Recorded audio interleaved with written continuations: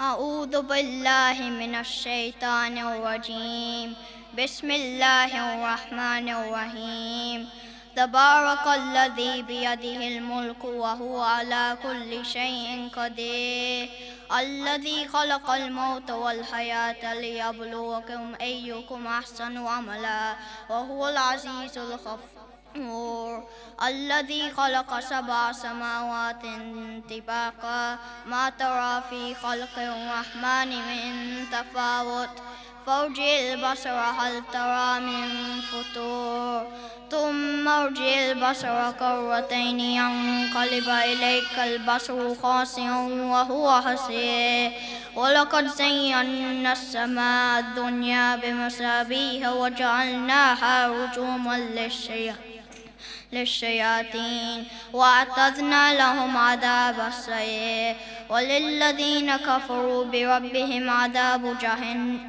جهنم وبئس المصير إذا ألقوا فيها سمعوا لها شهيقا وهي تفور تكاد تميز من الخير كلما ألقي فيها فوج سألهم خزنتها ألم يأتكم نذير قالوا بلى قد جاءنا نذير فكذبنا وقلنا ما نزل الله من شيء إن أنتم إلا في ضلال كبير وقالوا لو كنا نسمع ونعقل ما كنا في أصحاب السعير صدق الله العلي العظيم.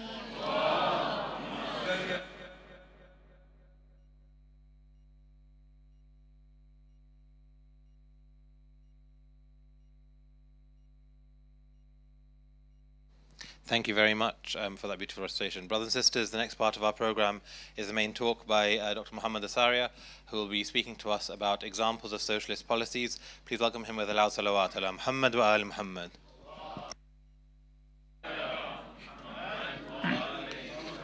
Muhammad needs no introduction. He's been a community member for a very long time.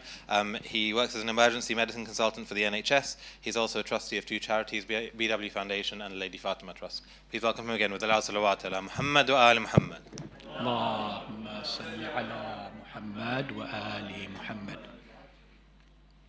بسم الله الرحمن الرحيم الحمد لله رب العالمين والصلاة والسلام على أشرف الأنبياء والمرسلين حبيب قلوبنا وطبيب نفوسنا أبو القاسم محمد.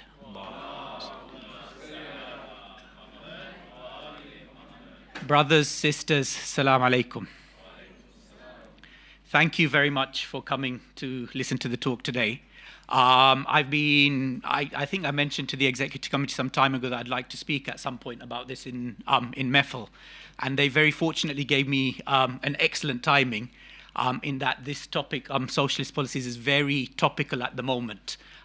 Recently, we've had Jeremy Corbyn and Zahra Sultana announcing the start of their new party, Your Party, which is a new socialist party. I think just 2 days ago we had Zach Polanski winning the election of winning the leadership of the Green Party election. He is another big socialist advocating socialist policies. So the Green Party going forward are also going to be advocates of socialist policies. Just last week we had the launch of a local party in Harrow, Arise, another socialist policy. And even in the US we see the popularity of people like Zohran Mamdani, who are running on a socialist background, socialist policy, and we all seem to be attracted to these parties based on their foreign policy, specifically their policy on Gaza, because they are the only people who seem to be speaking out in favor of Gaza in the West. So we all seem to be drawn towards these parties. And the reason I wanted to do this talk is because we all know their foreign policy very, very well. But how much do we know about the rest of their policies, the rest of their social policies, myself included? So this was an excellent opportunity to research some more socialist policies, and hopefully I can summarize some of the things I've found, and some of the things I found interesting. It's a very vast topic, and I'm just going to be scratching the surface, because if somebody who is an expert on this could probably give a whole series of 10 lectures on this. So I'm just going to be scratching the surface and simplifying things, because I only understand things in very simple forms as well. So socialism is not new to the UK. We already have a lot of socialist policies in action in the United Kingdom. So for example, we've got the National Health Service, which is a health service formed in 1948, which, you fall sick, doesn't matter how rich you are, how poor you have access to free healthcare in the UK.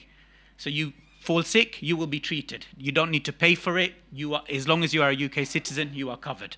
That is a very socialist thing. So socialism is a kind of thing where the state provides for everyone who lives in the country, and the state doesn't differentiate between how wealthy they are, or what race they are, or what color they are, or how old they are. It provides from everyone from when they're born to when they die, and that is my understanding of socialism. Other examples of socialist policies, the state pension. So anyone who has been a national insurance contributor for 35 years in the UK will get a state pension. The state pension is not income assessed. Everyone will get the same state pension. And likewise, education. So every child in the UK is eligible for a free education between the ages of 5 and 18. So they don't pay for it, and the education doesn't vary depending on how wealthy they are or where they live. Everyone gets the same education. So these are examples of socialist policies already in place in the UK today. And socialism actually tries to give a solution to many of the problems we face in the UK today, and that's what I'm going to concentrate on, what the socialist solution is to some of the problems we have. So the topics I want to cover in particular, firstly, I'll start with the housing crisis.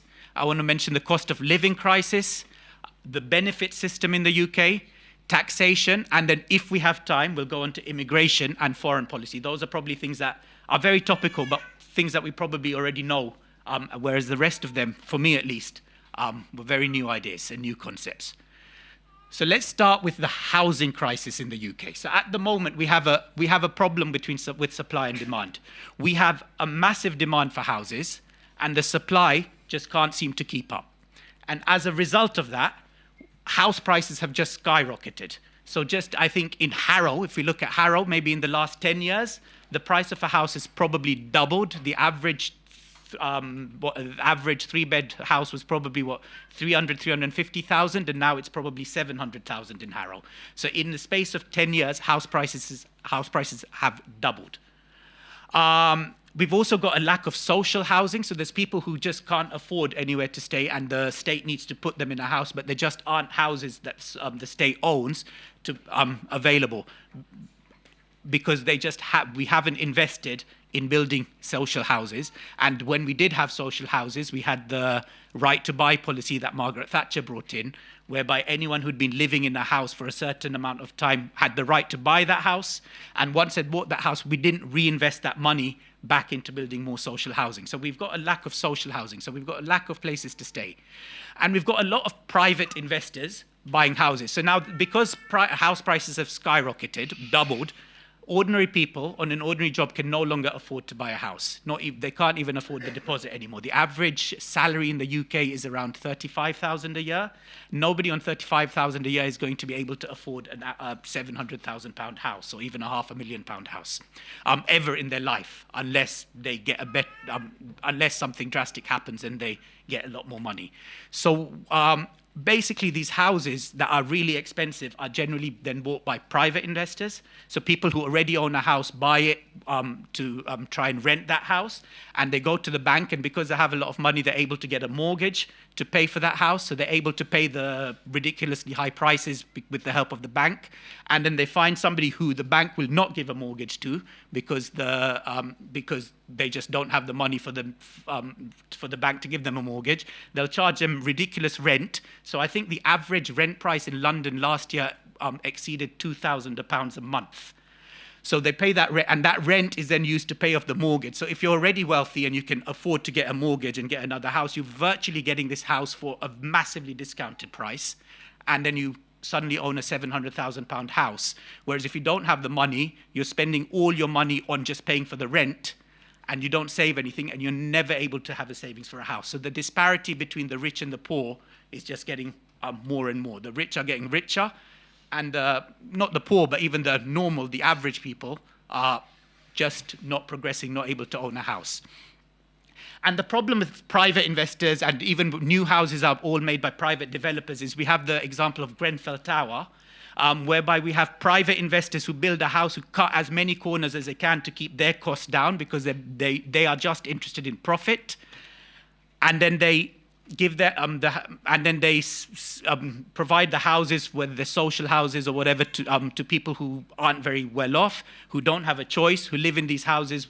And then we saw in Grenfell Tower where one small fire quickly became a massive fire because the cladding that they used was substandard, that cut costs, and this is in one of the richest places, richest constituencies in London.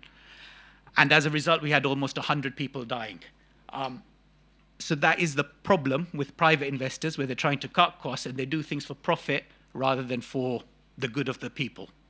So that's a problem. What solutions would a socialist put forward to solving the housing crisis? So, firstly, we just need to make more houses. If the state invests to make more houses, and if we want supply and demand to match, we probably need to be making 300,000 more houses every year. What that would do is that would basically mean people who want a house, there is a house available, demand would go down, and house prices would also go down.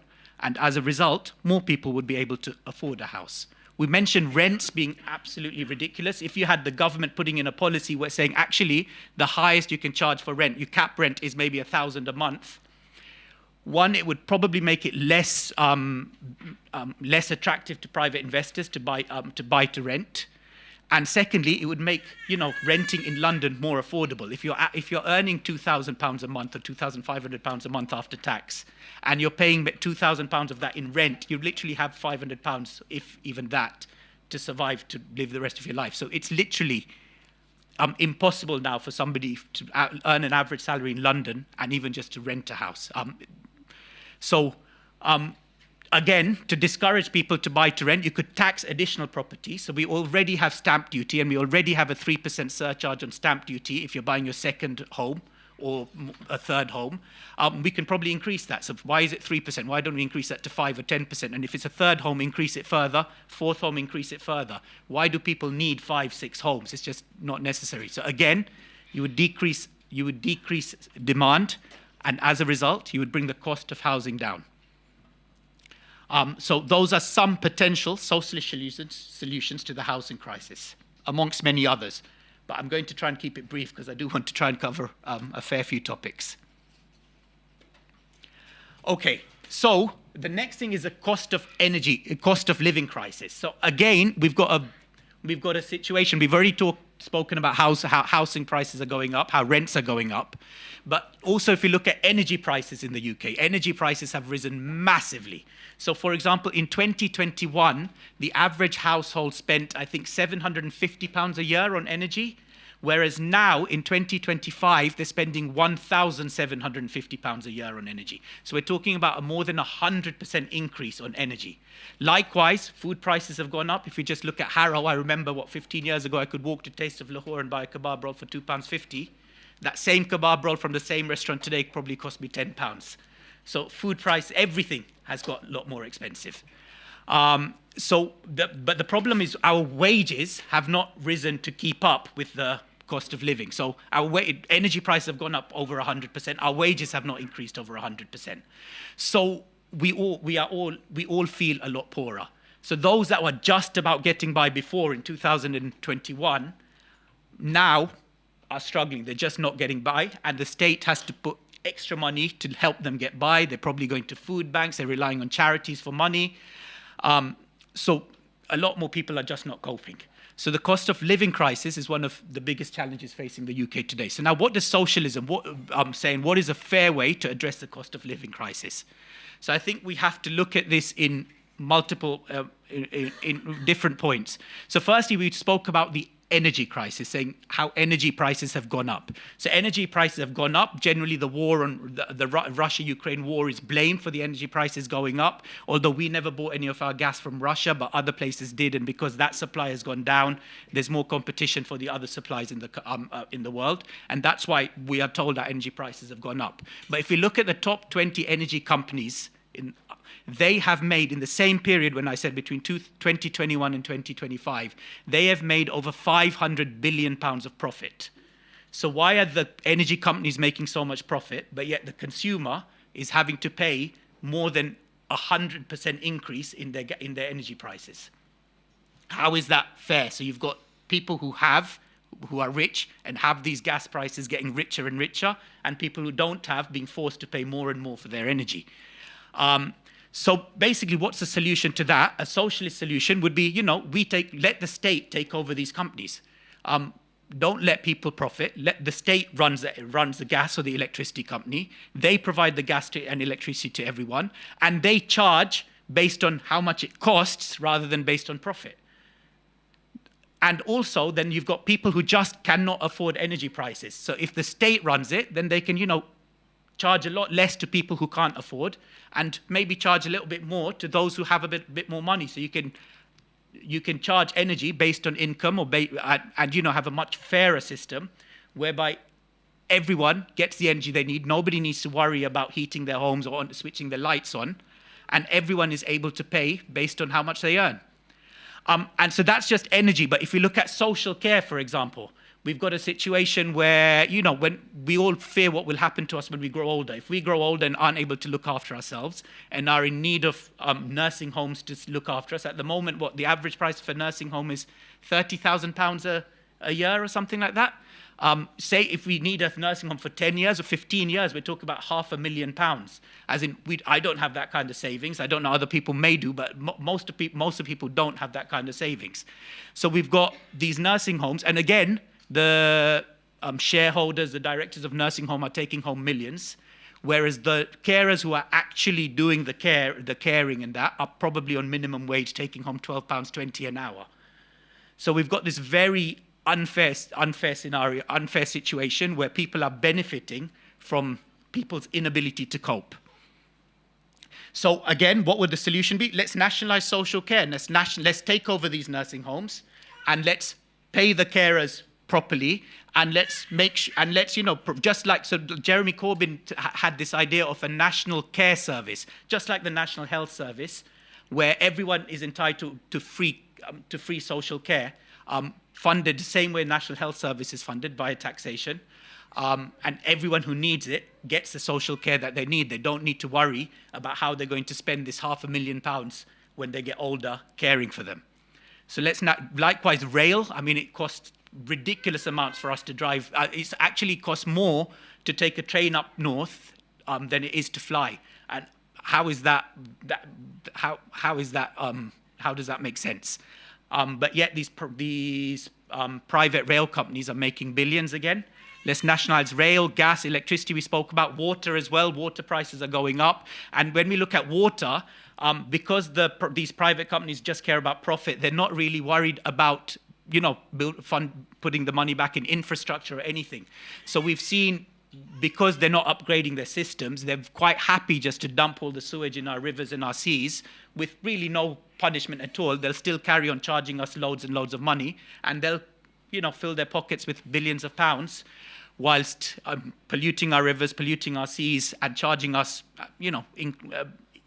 ridiculous amounts for our water. So again, the socialists would argue all of these should be nationalized, and they should be provided for the benefit of the people rather than for the profit of private companies. Okay, then there's workers' right. I kind of mentioned on this briefly when I was talking about the care homes and that.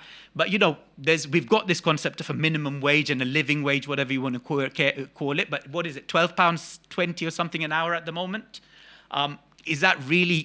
Can somebody with a full-time job on £12.20 an hour actually survive in London or anywhere in the country? Can they afford a house? Can they afford the massive bills that they need to? Probably not. So we obviously need to increase that.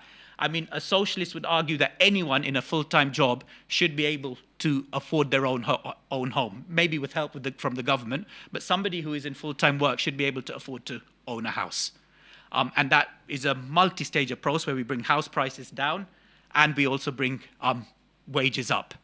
Obviously, socialists would support trade unions. So the best example of a trade union is with the rail, where you've got they've all come together and they refuse to be bullied by their employees. So like you've got train drivers are doing pretty well for themselves compared to the average salary in the UK, which is around 35,000 a year. Train drivers are probably on double that. And that's because they have a strong trade union. So socialists would support trade unions for, workers to all come together so that nobody can be bullied by their employers. And because if the workers come together and say we're not working, the employers who care about the money and profits will obviously have to give in, because if they stop working, they won't be able to provide a service and they'll lose money.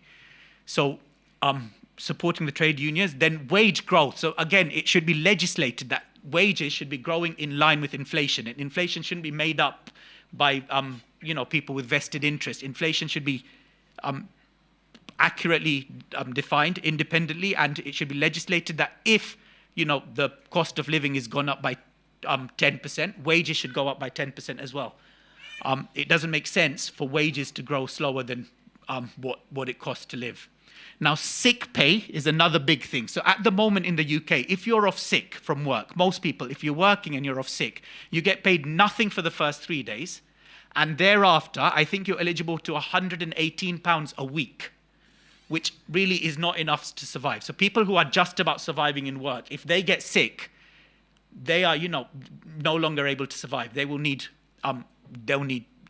they will just not be able to pay for heating, not be able to pay for food. So at the moment, you are punished for being sick in the UK, in most industries, that is. What we need is sick pay. If you fall off sick for a week or two, you should be paid your full salary. There is no reason why you shouldn't. And actually, you've got the NHS in the UK that does that. It pays full salary to people who are off sick for 6 months, and I think if it's longer than 6 months, then half salary for another 12 months. So if it can work in the NHS, why can it not work across the UK? So we just need to legislate for that. And then you've got this interesting idea of a 4-day working week, which was proposed by the Labour Party in their 2019 manifesto. Now, this comes from, there was a trial done in Iceland, actually, so whereby they decreased their working week from 40 hours to 35 hours, and they actually found that there was no difference in productivity when the workers were working 5 hours less. What they did find is actually people were healthier, people were both physically and mentally healthier, and they had a much better work-life balance, and when they came to work, they worked harder because they were happier and because they were better off. So socialists would all be pro decreasing the working week. At the moment, we have a 5-day working week, which is an arbitrary thing. It's just what we're used to and what's been ingrained into us.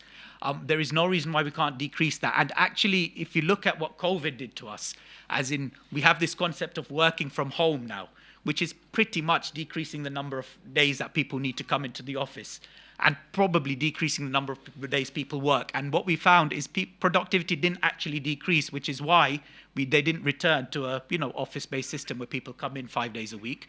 People actually work from home 2-3 days a week, because we find actually it costs more for the companies to provide an office to these people than the increase in the productivity. So just let them work from home, even though they probably do less hours when they're working from home because they've got other commitments. That's fine. Productivity does not seem to decrease. Okay, so I've mentioned nationalization and privatization, and you can't mention those topics without mentioning the NHS. I mentioned the NHS in the beginning, but, which is a state-owned service whereby everyone who falls sick is treated, and they don't have to pay anything at the point when they're treated. It's funded all via taxation. But again, we've got creeping privatization coming into the NHS. So we've got mental health services, which are all privatized. We've got imaging, so if you want a CT or MRI scan, a lot of the time they send you to private companies. We've got long waiting lists in the NHS, and sometimes the way they manage these long waiting lists, especially for operations, is by giving money to a private company to decrease the list, just to take some of the burden off the NHS, which in theory sounds great because you're paying this private company, they're taking cases off, and the waiting lists are coming down, and people are all getting the operations they need. So at the moment, 25% of the NHS budget is given to private companies for private services. And that is a rising figure. But what we have to remember is actually in the UK, we've got limited resources. We've only got a finite number of doctors. We've only got a finite number of nurses. We've got a finite number of staff. So if you ask the private companies to expand and do some NHS work as well, by giving them money, they're going to be using the same nurses that working in the NHS. They're going to use the same doctors. So they're going to pull resources away from the NHS into the private sector. causing the NHS, which is already struggling, to struggle even more. And again, things will be done for profit. Private companies will never do things for the good of the people. They will always do things if it makes them money. So they'll only do things that make money for them. They won't do it for the good of the patient. So they'll only do, like if you look at ophthalmology services, for example, it's very easy to do a cataract operation on somebody. It takes around 20, 25 minutes. So private services love taking cataract services away from the NHS because they can do loads of them, make loads of money. But you will never see a private service wanting to do complicated, dangerous operation on anyone. Those complex cases will always have to remain within the NHS because they just don't make money. And again, so they'll cherry pick what they do and what they don't do.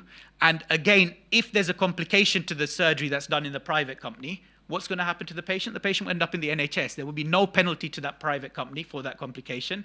And the NHS will pay for the fact that that surgeon has messed up and caused a complication, and they'll take the cost and treat the patient and treat that complication.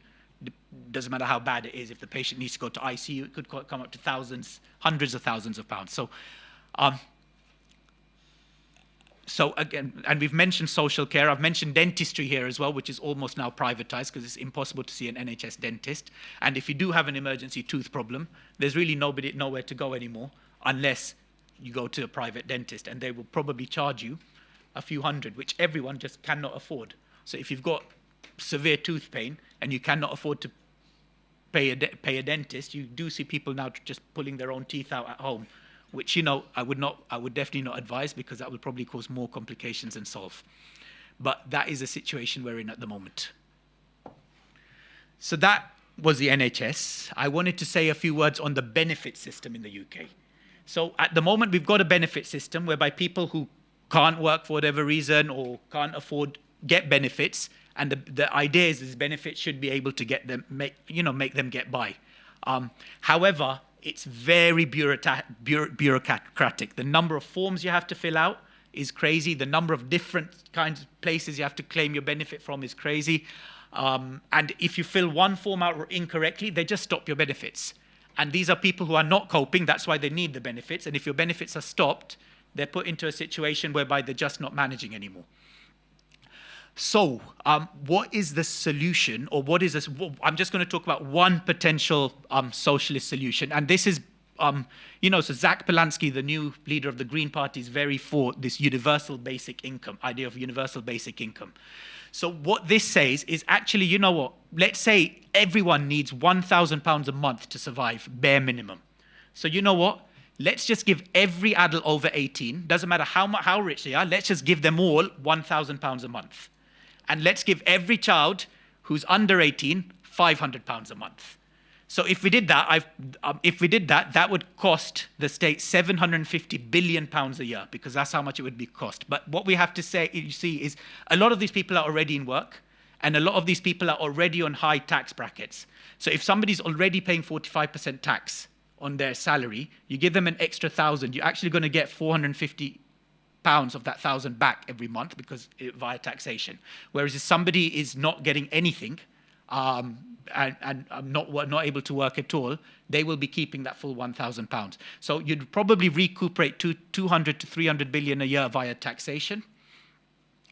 And this would actually replace some of the current benefit systems. So you wouldn't really need a universal credit. You wouldn't really need a job seekers allowance anymore, because you're giving everyone the bare minimum they need to survive. It wouldn't replace all benefits, obviously, because you'd still need housing benefits. You'd still need disability benefits.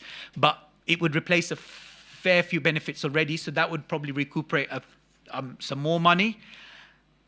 And how would we pay for the rest of it? So everything, whenever we hear about socialism, we think about spending lots of money, because we want to fund our NHS. Socialists want to fund our education system. They want to fund our infrastructure. They want to build more houses. All of this costs money. How would we pay for it?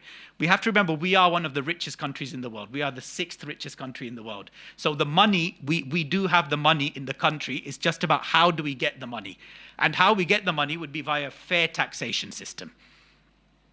Okay, so we have at the moment progressive taxation and we've got regressive taxation. So an example of progressive taxation is income tax, whereby you don't pay any money for the first X amount you earn, any tax on the first X amount you earn, then you pay 20% tax on the next X amount, 40% tax on the next X amount, 45%, whatever. I don't know the numbers off the top of my head, but there are many accountants here who can probably help you out if you needed that. But and so that is a progressive taxation, where if you're richer and earning more, you pay a higher proportion in taxation.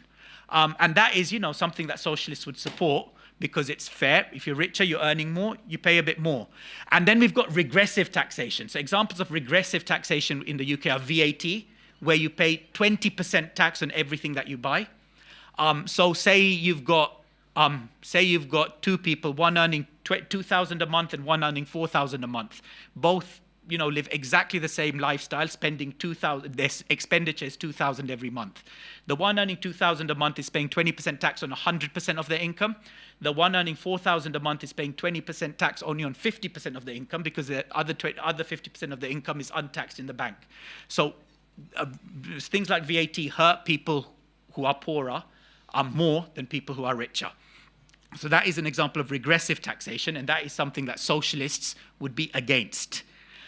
So what potential solutions would socialists put forward to getting more tax? They could reintroduce the 50% tax bracket. That existed, I think, until 2013 before it was scrapped. Maybe reintroduce that, maybe even more than 50%.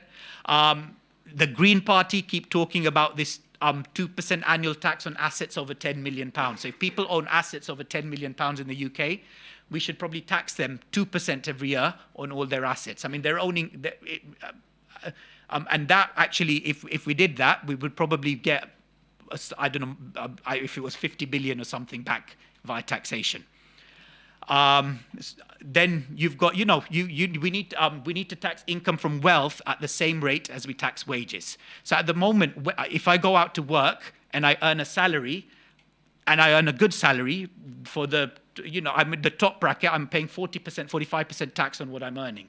However, if I earn the same money via investment, so I invest in a property, for example, and the property doubles in price, and I sell that property, and I earn, say, 500,000, I have to pay capital gains tax, which is only, 20% or 25%, whatever, a lot less than what we're earning from wages. So what socialists would say we need to do is we need to equate income from wealth, so income from capital gains tax, income from dividends, when you take dividends from a company, and make that equal to the income, the tax you're paying from wages, so that everyone is paying a fair tax. Because at the moment we have a situation where the people who go out to work, who are less well off, are paying higher proportion of tax compared to those who have lots of money and investing it and getting money from their investments, which are taxed at lower rates. And then we need to obviously remove loopholes, remove the fact that you can hold money in the Cayman Islands, remove this non-dom status where you, despite living in the UK, you can, for tax purposes, be living outside the UK. All these loopholes need to go. I mean, I think Amazon made £20 billion of sales last year, but only paid £10 million in tax, which is ridiculous amounts. If they were taxed the same as we were taxed at 40%, they should be paying, 8 billion in tax, but they only paid, 10 million. So we need to remove all these loopholes, whereby they can just transfer money via Luxembourg or whatever they do to try and, not pay tax. These are loopholes we know that are present, and at the moment the government seems quite happy to keep for whatever reason, but a socialist would say they need to go and everyone needs to pay their fair share, and that is how we would fund everything that a socialist wanted to fund.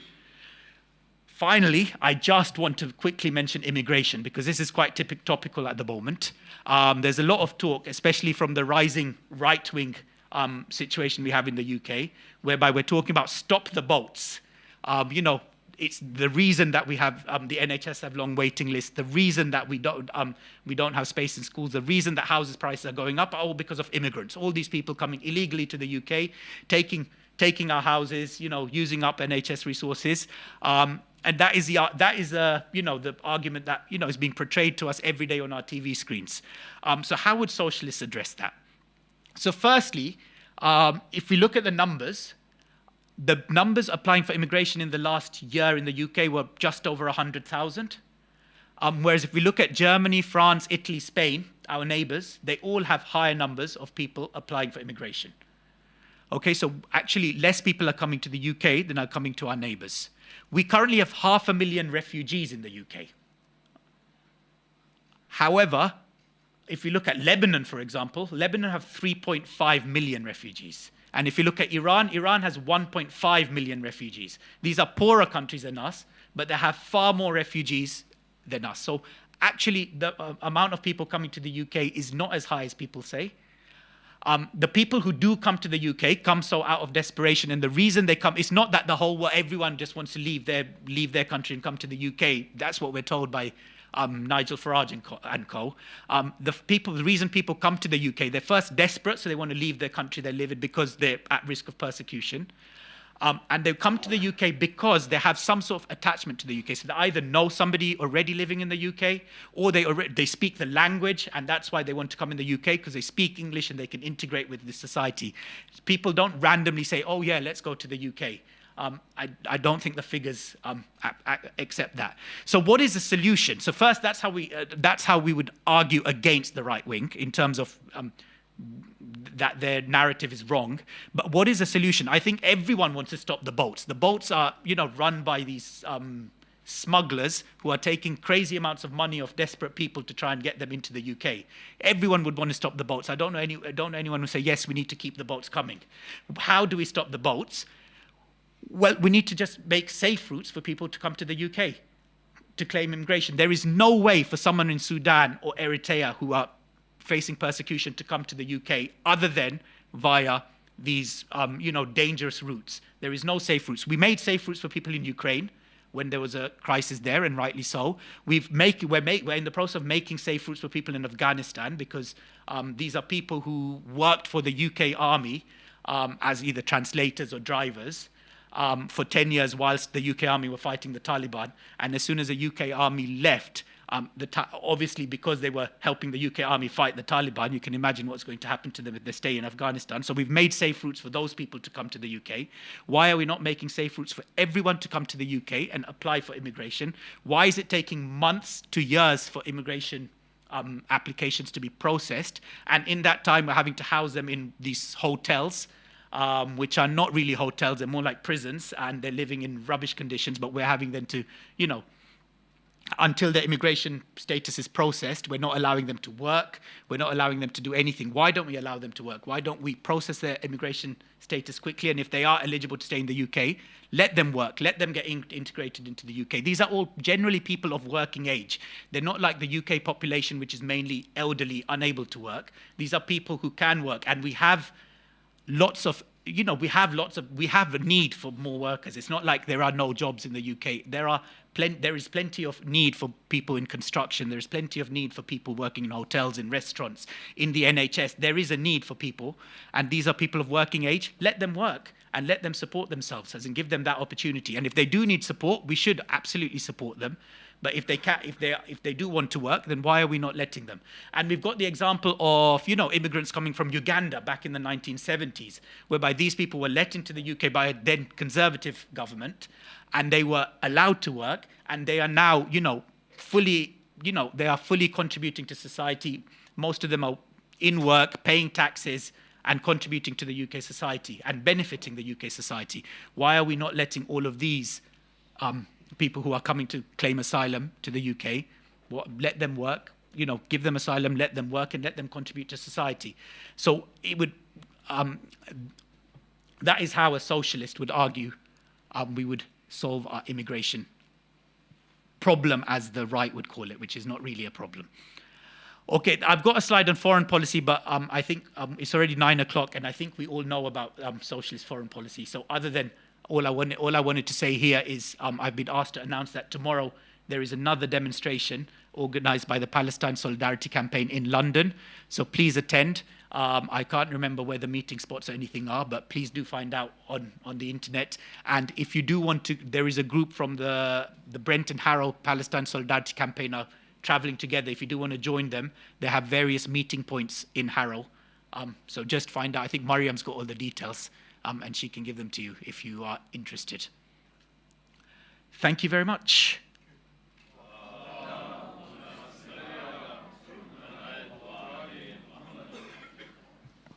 Thank you very much. Just to follow up on that, so the National March for Palestine takes place tomorrow, and they're assembling at 12 p.m. at Russell Square, going to Whitehall. There's a plan to meet at Harrow on the Hill Station at 11:30 a.m. Or Harrow and Wealdstone Station at 11:30 a.m. If you want more information, you can go to the Palestine Solidarity Campaign website, which will give you more information. Brothers and sisters, do we have some time for questions, if there are any?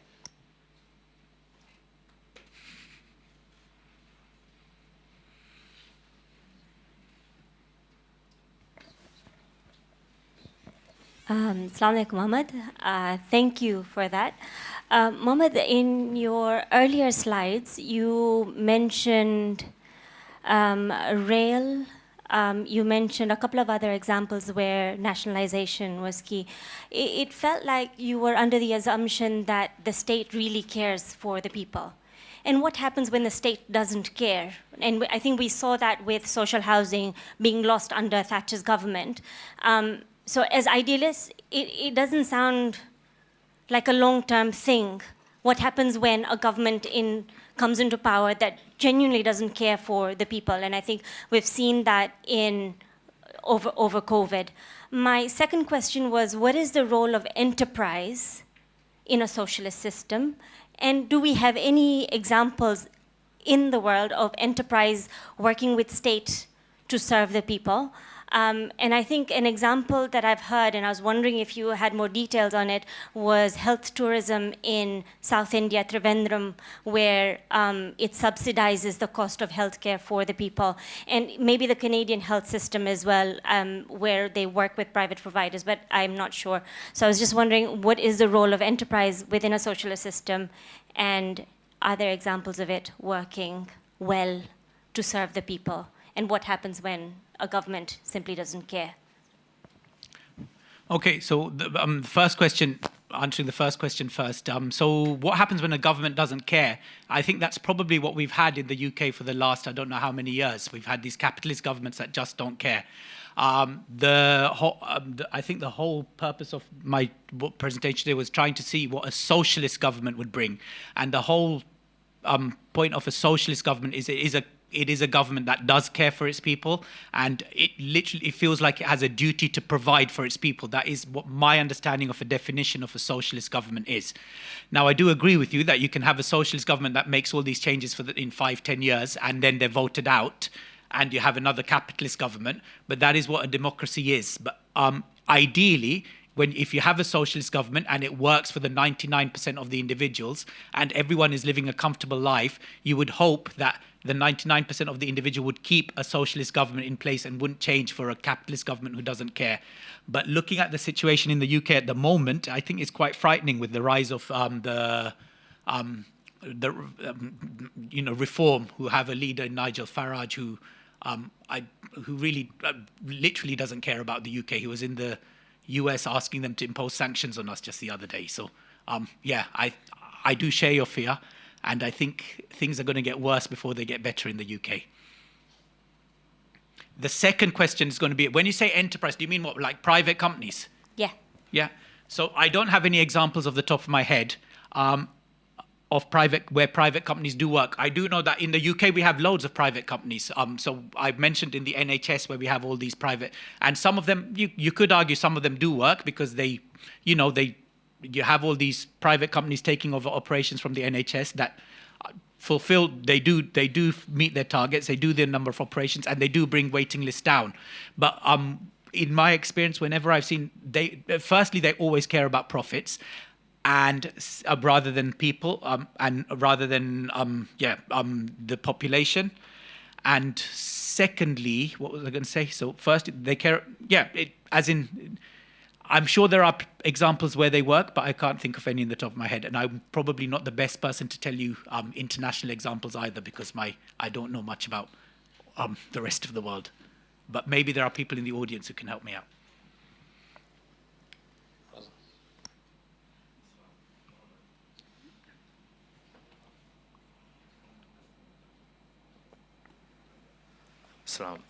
Just a couple of things. First of all, that you omitted from your talk. First of all, in Scotland, there are no real peak fares. It's all off-peak rail. Under 22s get free bus travel. under 26 get free dental care and eye care. So, you know, there's more of a socialist system up there, which you forgot to mention, no doubt. The other thing is, you know, it was a big wish list that you put out there. Probably a bigger wish list than Jeremy Corbyn did in the past, and we've seen what happened to him in the national polls. But what was missing, I thought, from there was that it would have helped if you'd put some outline costs against each things, and a little bit more about how that would be paid for, because that's the problem always going to be with the socialist agenda, is that, you know, your average Joe public is going to think it's just not affordable, and they won't go in that direction. They won't vote for a socialist party. Okay, yeah. So thank you for yeah. You obviously have much more knowledge of the Scottish system than I do. So thank you for that input. But the second point you made, yeah. So I'm not an economist, so I don't know how much we would raise or anything. But when you look at the Labour manifestos, particularly in 2019, which was much more radical than the 2017 manifesto, it was put forward with and every single policy that they put in there was fully funded via taxation or fully. It meant so all of these policies. I know it's a massive wish list, and something that a lot of people will tell you is, we can't afford it, but we have to remember we are one of the richest countries in the world, and the money is out there. It is just a matter of how do we get it. There is plenty of money out there. If you look at the amount of profits that some of these companies are making, it's just inexcusable. So, as in, the money is out there. We just need to get it. But yeah, I don't have. I am not the right person to put numbers next to everything, because I'm not an economist.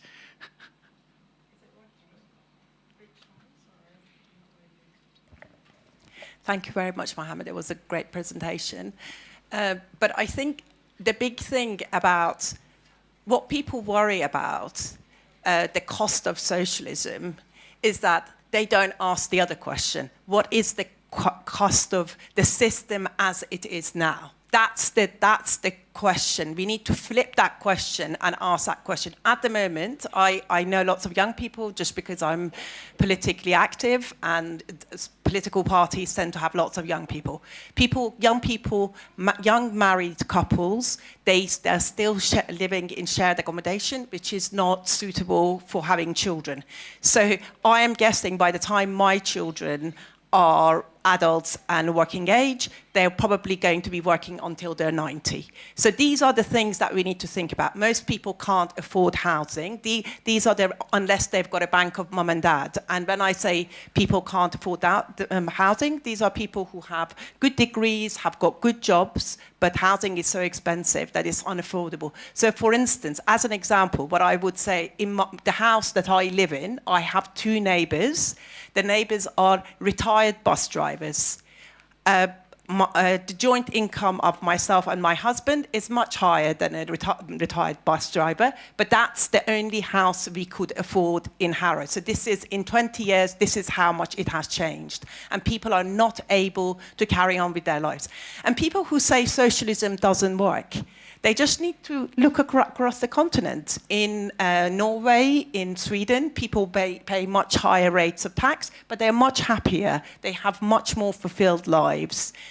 But also, what is interesting about our rail companies is that most of our rail companies are actually owned by states in other countries. They are owned by Japan, France, and lots of other places. So actually, socialism, I think it's really unhelpful to constantly say, how do we pay for this? Because they have fed us for years and years and years that the economy of a household the economy of a country works in exactly the same way as economy of a household. And actually, most economists would disagree with that.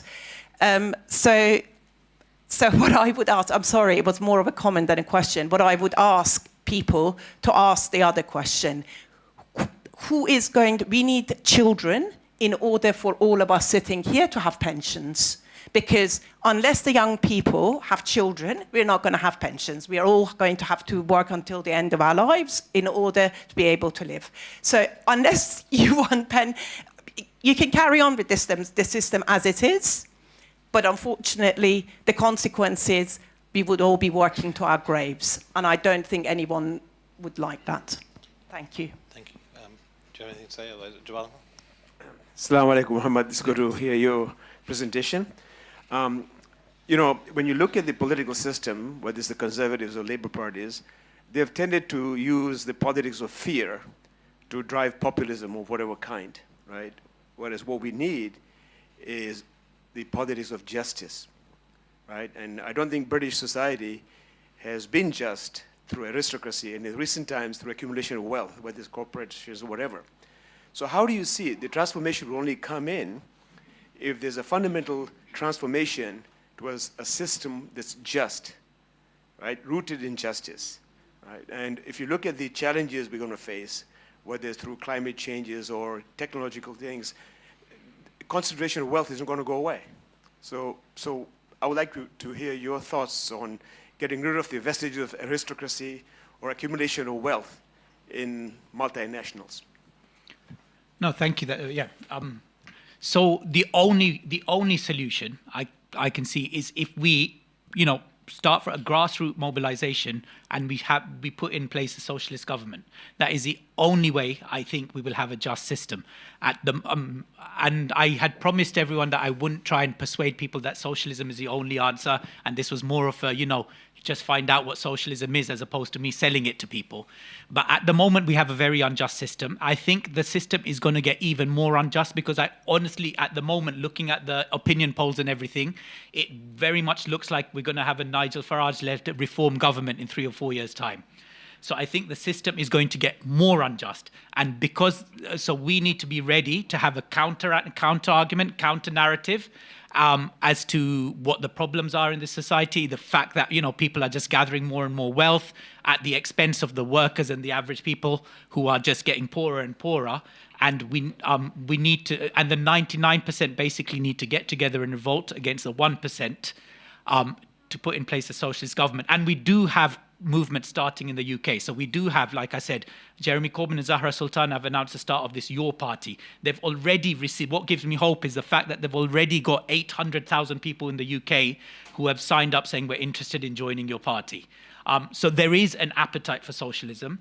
We just need to come together. We need to fight the narrative. It's very hard because everyone who is anyone in the UK is going to be part of the wealthy. So the media, everyone are going to be, if socialism comes in, the people who run the media, the CEOs of the BBC, the people who run Sky, they're all going to suffer because their wealth is going to come down.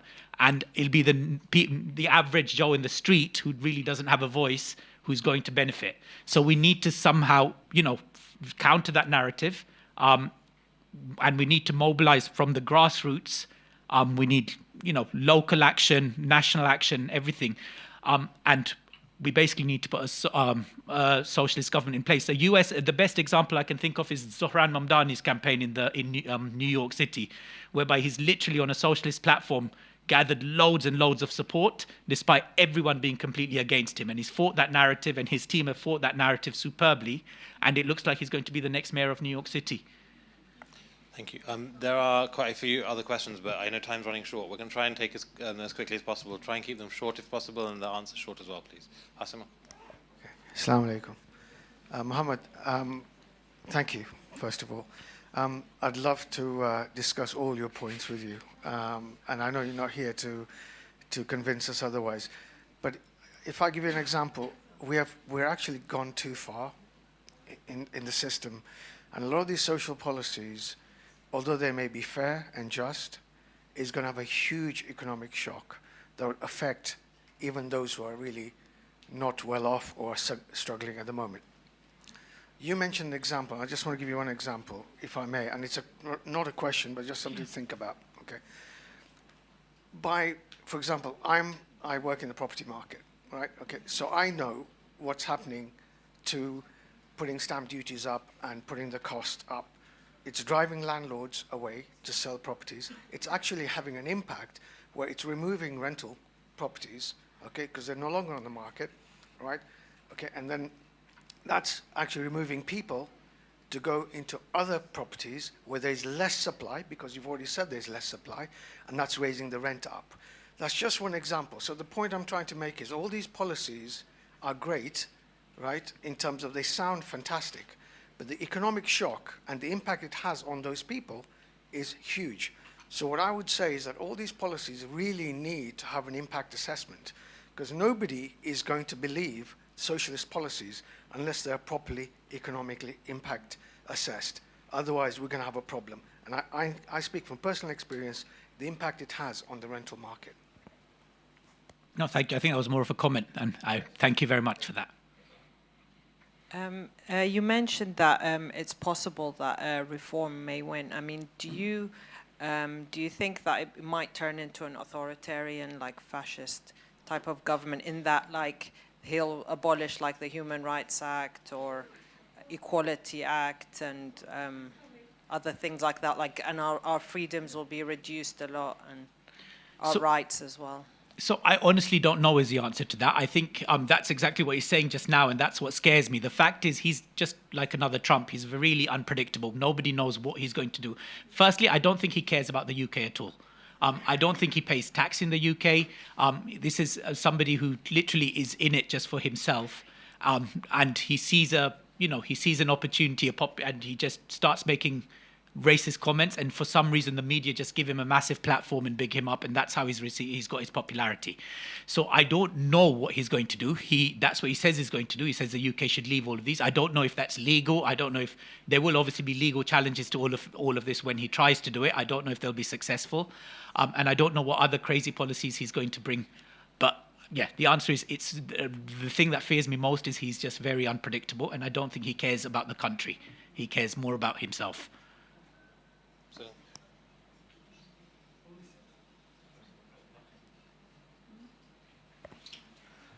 The policies that you have been telling us about has been practiced in an island called Cuba. And everybody wants to leave that island except those in power. So I don't think it'll work here. Okay, so just talking about Cuba, Cuba is interesting because it's not actually a rich country. We are the 6th richest country in the world. The problem with Cuba is they're under heavy sanctions from the US. So they don't really have that much money. So that's why it's a lot, the actual money that they have to work with is a lot less than what we have here, the actual pool. So Cuba have a socialist, so what Cuba is achieving with the resources that they have is actually very impressive. And that is only because they have a socialist government.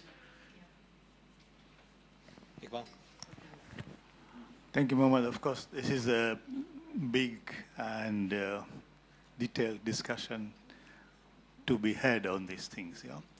But just to give you 2 or 3 points. One is that when I was studying economics, I had a fortuitous meeting with the late Sayyid Mehdi al-Hakim. And he said, what are you doing? I said, I'm studying economics.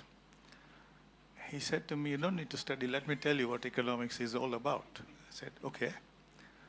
He said, one day, a communist, a socialist, and a capitalist, they decided to meet in one place at one time. So when the time came, the capitalist and the communist were there. And then the socialist was half an hour late. So when he came, they asked him, why are you late? What's wrong with you? So he said, I was in a queue for meat. So the capitalist said, what is a queue? And the communist said, what is meat? So he said, this is the balance you have to draw on this. But coming to your points, the main issue here are 2. One is regulation. The private enterprise has always tried to minimize regulation and therefore get away with whatever. Like, for example, you can see Thames Water and all those. It's a question of regulation. So if we bring robust regulation, then we can control and harness private enterprise. This is what Asia was saying. The second one is justice. I don't know how many people remember in Boris Johnson's time, there was this judgment against the government, and the media was going enemies of the people, enemies on the people of the judiciary. So keeping the judiciary intact and having robust regulation, harnessing private capital, private wealth, everything, is the key. This is the two things which Thatcher tried to destroy, apart from social housing and so on. The last point I want to make is that, and that is the point of Thomas Piketty. Thomas Piketty, of course, is become famous for his book, Capital in the 21st Century. He says that at some point when the distribution of wealth between capital and labor reverses, there will always be a revolution. And that will change again. So we need to be careful. And he's right. You know, when the Second World War, after the Second World War, when the welfare state came, as you mentioned, you know why it came? There was a huge fear that people will become communist. And so they had to bring a welfare state to stop them becoming, and leading intellectuals were becoming communists because they were attracted by those ideas. So I think this is a big discussion, and I think Zuli's point is also right, that you cannot suddenly introduce all these things. You have to have a proper plan. And Piketty, interestingly, says a 3% wealth tax will solve the problem, which is what zakat is. Thank you. Thanks.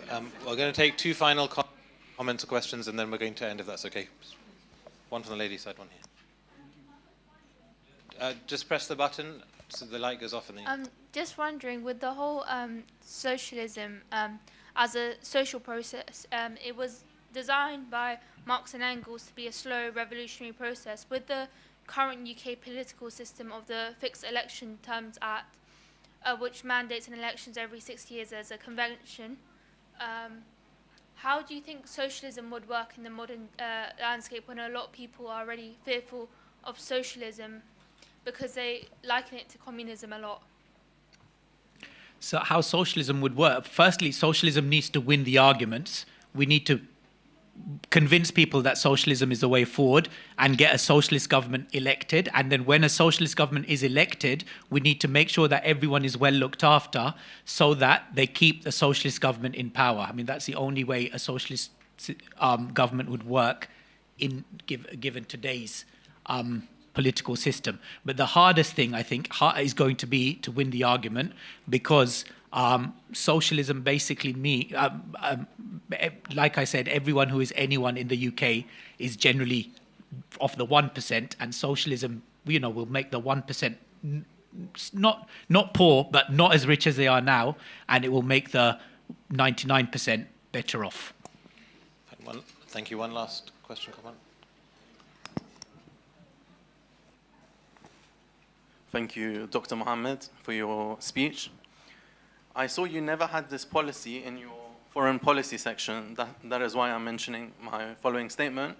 Supporting Palestine has become a common position in socialist foreign policy, and that's a good thing.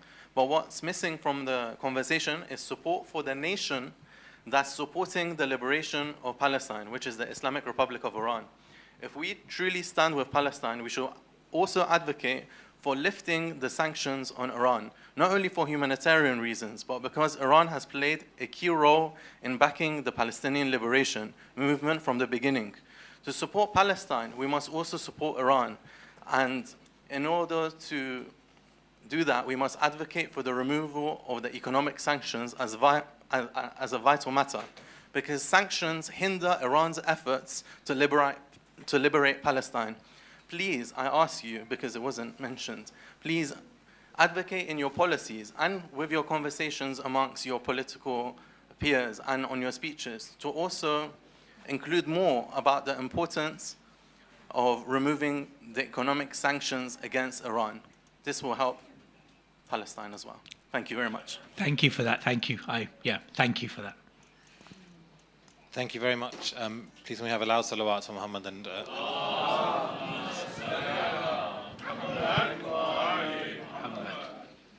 brothers and sisters, just before we just have a couple of announcements first, if that's all right.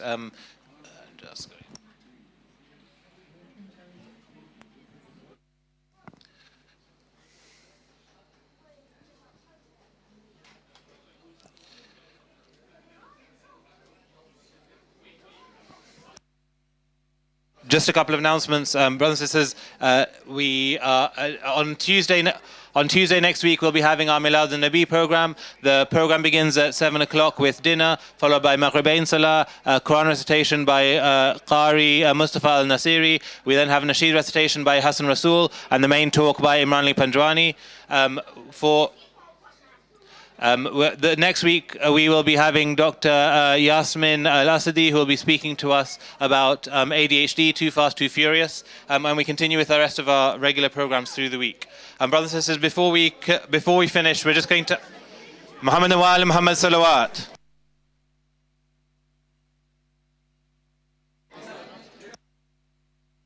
Brothers and sisters, can I ask you to recite Surah Fatiha for Kulsum by Hussein Ali Asaria and Haydar Asaria and Ula Marhumin. Surah Fatiha.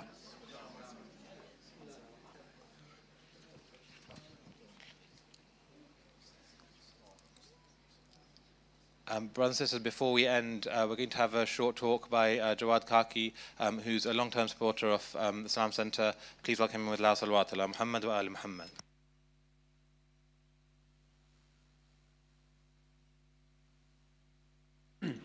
السلام عليكم ورحمة الله وبركاته. أعوذ بالله من الشيطان الرجيم. بسم الله الرحمن الرحيم. الحمد لله رب العالمين والصلاة والسلام على أشرف الأنبياء خاتم النبيين نبينا وسيدنا بالقاسم محمد. اللهم صل على محمد وآل محمد وآل بيت الطيبين الطاهرين المعصومين. ربي اشرح لي صدري ويسر لي أمري واحلل عقدة من لساني يفقهوا قولي.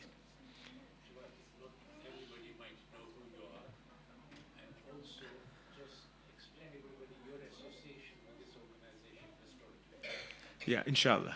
So with that, it is truly an honor, and it's great to be back here in North Harrow, returning to a filled house like this one is really very satisfying and very joyous moment. I remember we used to gather here in the 1980s, late 70s, 80s, Pinner Road, and many other places, Ramadan Iftars, Wednesday Quran Tafsir at Maroom Haydar's house.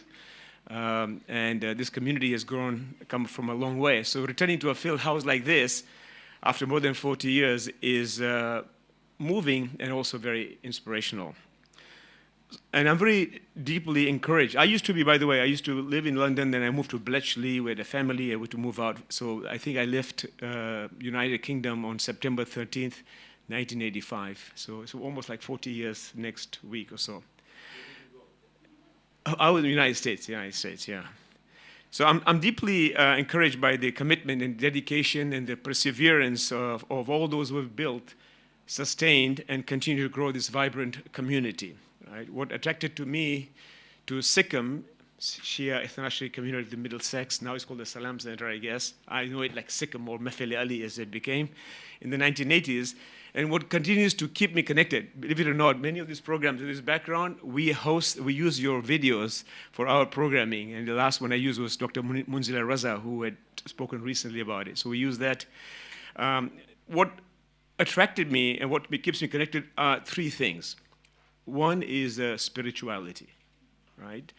The importance to Salat and the Quran and the recitation of du'as.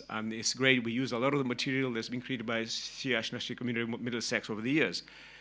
The second thing is relevance, like the discussion we had today, to be able to talk about issues that are relevant to our lives as we live here, right? Not just be rituals. And the third is service, because I've watched people here serving day in, day out, 724, 365 days a year.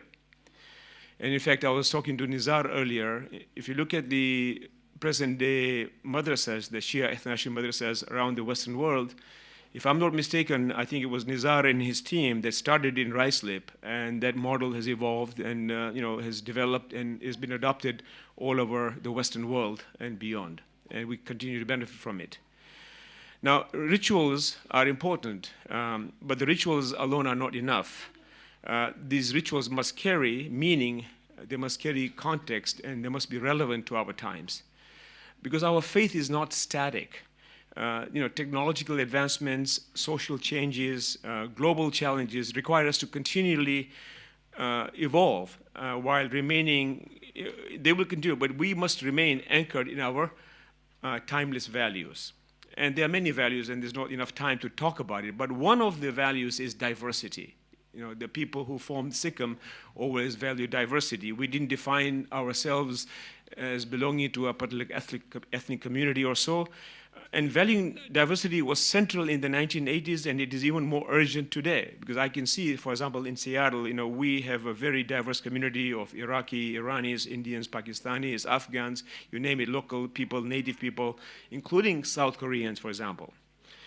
Our community has the opportunity, and indeed it is a responsibility, to share the values we've inherited from our upbringing, wherever it was, whether it is in our neighborhoods, in our workplaces, or in the broader global village, as you guys are doing.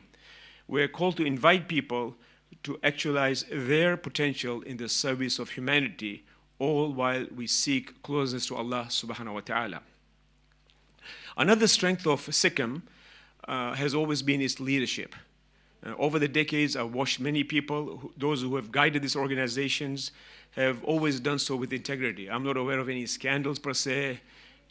We have been blessed with leaders whose commitment to service is unshaken, whose focus is on standing for what is right, and hearing young people like Muhammad, who was not born when I was here, who was born much later after I left, to hear him and many others who are dedicated, indeed is a very uplifting, moving moment for me. To see their commitment to social justice is very, very important. I may not agree with everything he's saying, but for him to be so passionate about it, I think is a good thing. This is not a small achievement. And today we see the fruits of this long-term vision and commitment in the Salam Center project. The Salam Center project, the structure behind us here, is something that any community, let alone one that began as a migrant refugee community in the 1970s, can take pride in, right? Now, when I think about the last Salam Center, I have no doubt, in fact, I have all the confidence that it will be completed, inshallah, in our lifetime, in the next few years, if not the next year or so. The question is not if, but how. How will each one of us choose to participate? And when I'm addressing here, I know I'm not addressing only those of you who are assembled here, because many people are around the world in different corners, maybe watching at home or in different parts of the world. So many of you have already contributed. Some sacrificially continue to do so. Others may still be searching for the right moment. I'm confident many of those here are already contributed significantly, but some of those who might be watching or hearing me might be standing on the sidelines waiting for the right moment. So my humble invitation tonight is that all of us, whether we have been in the heart of this effort or if we have been standing on the sidelines, we see this project for truly what it is. It is our project. A legacy not only for our children and our grandchildren, but also for the children of our neighbors, our colleagues here in North Harrow and beyond across the wider world. And this is the moment, as I've been, since I met Nizar on Tuesday and Iqbal Bhai and others, this is a moment for us to dig deeper, to renew our determination and to push forward together until we reach the finish line. So I conclude here, because I know time is short. May Allah bless this community, strengthen our unity, and guide us to serve humanity as we strive for closeness with Allah subhanahu wa ta'ala. Sallu ala nabi.